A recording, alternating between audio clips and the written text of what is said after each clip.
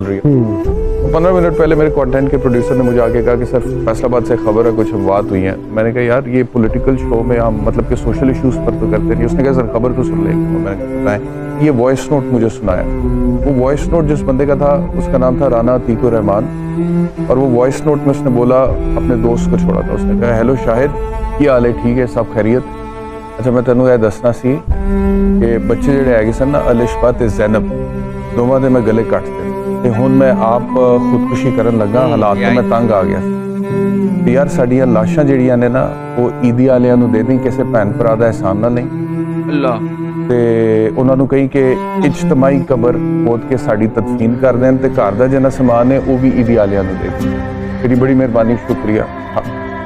और उस बंदे के ऊपर जब मैंने पता किया कि उसका प्रॉब्लम क्या था, 1,40,000 रुपए कर्ज, और मैं सर से लेकर पांव तक कांप गया।